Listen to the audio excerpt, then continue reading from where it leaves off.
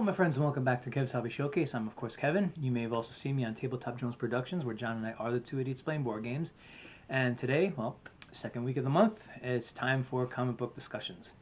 And I do hope that that these do spark a conversation in the comments, and just to maybe make it a more easier forum for that.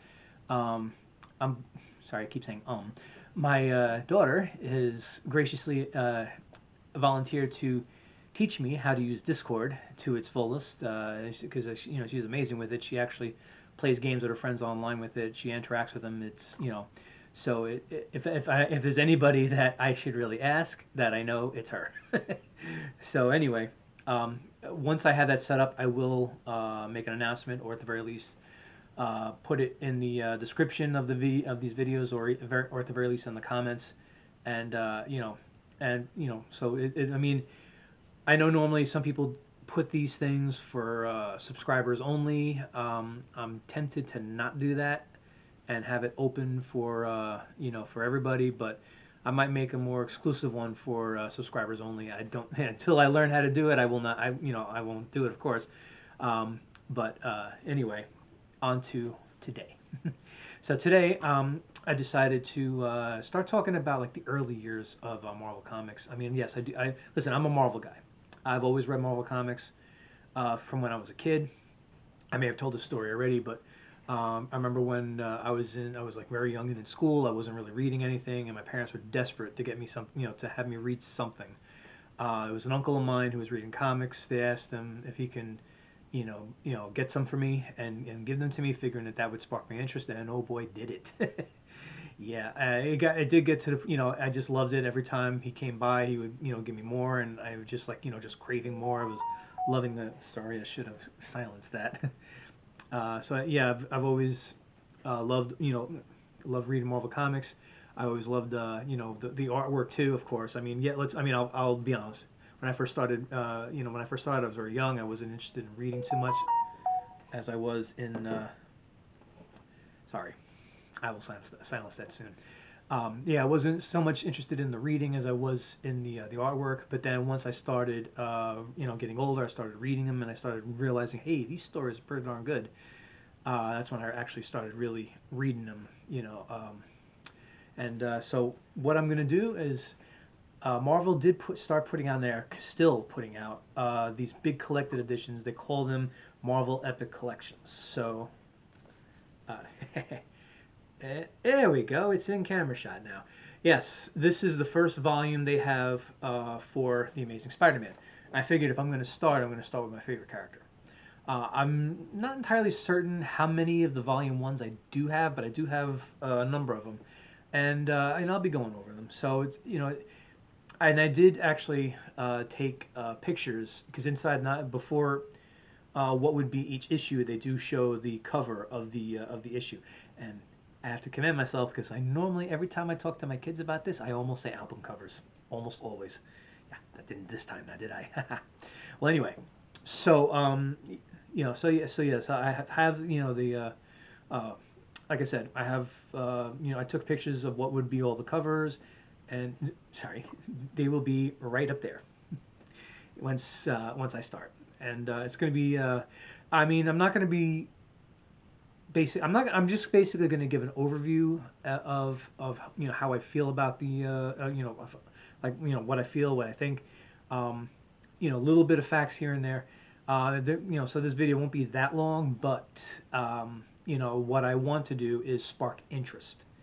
And hopefully that you would want to read it for yourself, and then maybe if you want to just talk, discuss, go into very specifics about about certain parts of the book, or certain issues that are within the book, then obviously I'd be open to talk with them. Although I will admit that if you're gonna get into specifics, some of them may have to go back and reread, because I've read a lot of them. I do have. I have read a lot. I'm actually reading a bunch of trades right now that my kids gave me for Christmas. I'm still reading them. I just started actually. So yeah, it's just give me time, and also if I get the Discord set up, that would be, I guess, the perfect place to start. But we'll see how that goes because I haven't done it yet. I will let you know when it's up. All right, so let's get into this. Okay, so phone's been silenced. Took a couple of second break. All right, so first off, what is in this book? Well, basically, it's the issues Amazing Fantasy number 15, where we first saw the origin of Spider-Man, where basically we see the geeky teenager Peter Parker going to that science that big science experiment of radioactivity, and having the well so, he I don't know, I guess at times he might call it unfortunate, sometimes he might call it fortunate happenstance of basically having a spider get totally irradiated by that experiment, falling onto him and then biting him, giving him his superpowers. So Amazing Fantasy number 15. They got Amazing Spider-Man issues number 1 through 17. So there's quite a bit, as well as annual number 1. So you basically have like 19 comic books in this one volume, which is really good because the general prices. I'm gonna just take a quick look actually, and I will tell you right now. Yeah, the general price of these trades usually are like $39.99. I know sometimes on Amazon they do appear more. I do believe it's because it's some of the older ones and because of what's in it. Sometimes, and it's also I think independent sellers that are raising the prices because I do remember. Like not so much with this, but when I was collecting the Marvel Masterworks, there was some that I had to pay quite a bit in order to get, and I wanted them, so I wound up paying. And back then, let me just say that there was more of cash flow than I have right now. Yes, because for those of you who have been watching these videos, you know that I always say that because of financial reasons, I am not current with all the books that I normally collect. I will be one day, because my financial situation is not going to last forever. But for right now, I got to be careful what I spend my money on. Got to do the adult thing, But anyway, so let's get back to what the video is all about. So like I said, in all this, in all those 19 issues, you have the origin of Spider-Man. Like I just described. Also, you get the first appearance of what would be basically Peter Parker's second home practically, which is the Daily Bugle. You get to see, of course, the characters J. Jonah Jameson, Betty Brant, eventually Robbie Robertson. I'm pretty sure he's in these. Those are the three that I remember mostly. But you get sometimes they'll feature like a certain reporter for a while. It's like in as it went on in later years. You hear about Ned Leeds. You hear there was. Oh God, what was I know her first name, Joy Mercado something like, I forget exactly what her name is. It's been that while since I've read an issue with her in it, but it was a woman that they drew pretty damn attractive. So it's like that's mainly what I remember, and I do apologize for saying that. for all you women out there who are watching, I do apologize. But anyway, and of course this like I said with J. Jonah Jameson.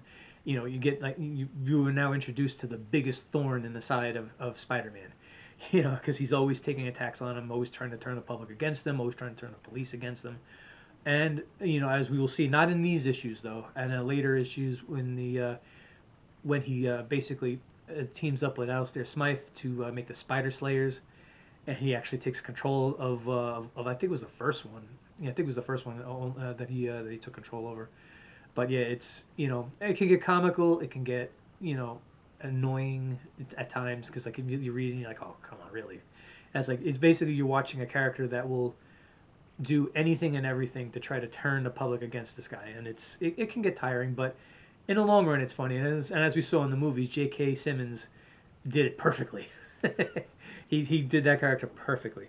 So also, what we have here is in these issues is you got the debut of some real iconic villains. You're talking about the Vulture, Doc Ock, Sandman, Lizard, Electro, Green Goblin. I think also Mysterio. It may have been in one of those issues as well. Again, it's been a while since I read them, but I do know that in the annual is when they first had the appearance of the Sinister Six, which does have Mysterio, which does have Kraven the Hunter. So I'm pretty sure that they also appear in some of those issues. and it's it's like when you look at this and you look at these villains, these villains are still main like they're still prominent today. I mean, it's like Craven. Craven eventually winds up being in one of my favorite storylines, which is Craven's Last Hunt. You got, like I said, you get Vulture, who's starts off as an old man. At some point during the series, they made him into a young man. Then he gets to be an old man again. It's I mean, and then of course, it's like, a very very well known villain, of course. Then you got Doctor Octopus. I mean, what needs to be said? What more needs to be said? I mean, Doctor Octopus is one of the, excuse me, one of the most relevant villains of Spider-Man's career. Where I mean, it's like, especially when it accumulates to when he actually swapped bodies with him, and was Spider-Man for a while, and it's unbelievable. Plus, you got like Green Goblin. I mean, how many out there remembered that his first flying machine wasn't a glider? It looked more like a broomstick. You know, I forgot. I actually did not know that at first, and someone had told me. I was like, no, not, that doesn't sound right. And then I got this issue. I got this, or maybe it was even when I was doing the Marvel Masterworks for a while, which they're nice, but there are less issues in them. Yeah. So, so anyway, when I first saw it, I was like, oh my god, it is a broomstick. It looks very, very comical, but it doesn't take away from the fact that the Green Goblin is one of his most deadliest enemies. And then, of course, last thing I'm going to bring up before I sign off is you see the start of his friendship with the Human Torch, which actually does it does carry on throughout, even to today. As a matter of fact, I think today he's just as close with the rest of Fantastic Four as well. I mean, back then, of course, no one knew who he was. Now they do.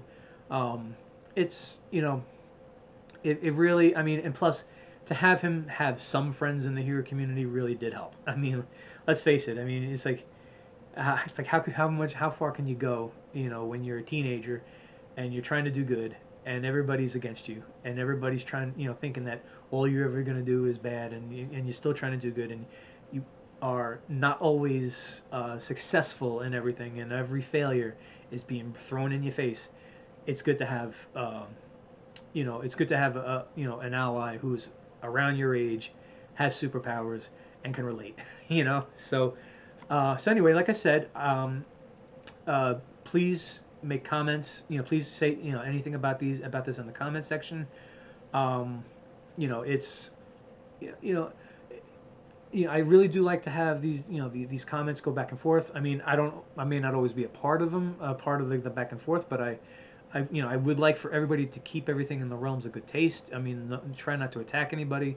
I mean, if there's a disagreement, just talk it out, or just agree to disagree, and let's just keep it going, because it's like there was a man who once said, it's like you gotta keep us all talking, because when we stop talking, that's when things go bad. And let's just keep, and this is, and what better way, and what better conversations than about comic books. I mean, some people say, oh, comic books, technically it's literature. All right, so next time, I think what I'm going to do is I'm actually going to cover the around, because this is like in the early 1960s.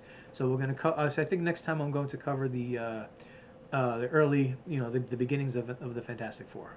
I think I'll do that. I'm gonna have to write it down, make sure I remember.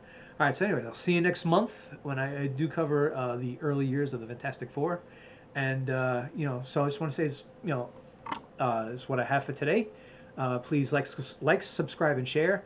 Hope you all at least had had a good time listening to me ramble about the early years of Spider-Man. And please, like I said, any comments in the comments section will be welcome. Just keep them within the realms of good taste. As far as the Discord, I will make an announcement when I finally have something up and running, so that we can talk maybe in a better format rather than just do it through comments. And like I said, like, subscribe, and share. Also, please go to Tabletop Jones Productions and do the same there. I mean, on this channel, I am at 58 subscribers. I would like to make it to 75 pretty soon.